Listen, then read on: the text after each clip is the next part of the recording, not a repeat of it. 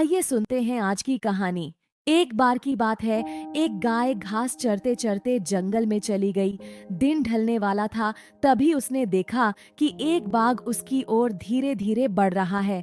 डर के मारे गाय इधर उधर भागने लगी और बाघ भी उसके पीछे दौड़ा।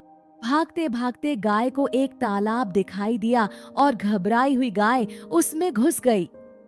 बाघ भी उसका पीछा करते हुए तालाब में कूद पड़ा।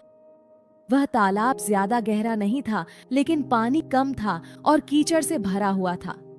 दोनों एक दूसरे के काफी करीब आ गए, लेकिन कीचड़ में फंसने की वजह से वे हिल भी नहीं पा रहे थे। धीरे धीरे दोनों गले तक कीचड़ में धंस गए। बाघ गाय के इतने पास होते हुए भी उसे पकड़ नहीं पा रहा था। तभी गाय ने बाघ से पूछा, क्या तुम्हारा कोई गुरु या मालिक है? बाघ ने गुर्राते हुए कहा, मैं तो जंगल का राजा हूँ, मेरा कोई मालिक नहीं है। मैं खुद ही जंगल का मालिक हूँ। गाय ने मुस्कुराते हुए कहा, तुम्हारी उस ताकत का यहाँ क्या फायदा? बाघ चिढ़कर बोला, तुम भी तो फंस गई हो और मरने के करीब हो, तुम्हारी हालत भी मेरी जैसी है। गाय ने शांत स्वर में कहा, बिल्कुल नहीं। मेरा मालिक जब शाम को मुझे नहीं पाएगा तो मुझे ढूंढते हुए यहाँ जरूर आएगा और इस कीचड़ से निकालकर घर ले जाएगा। तुम्हें कौन बचाएगा? थोड़ी देर बाद सच में एक आदमी वहां आया और गाय को कीचड़ से निकालकर अपने घर ले गया।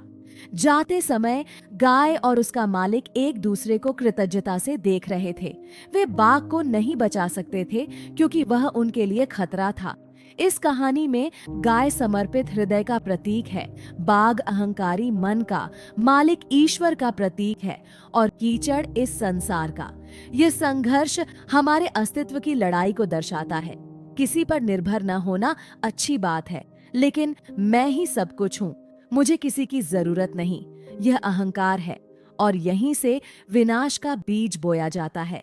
इस दुनिया में सच्चा हितैषी केवल ईश्वर है, जो अनेक रूपों में हमारी रक्षा करता है।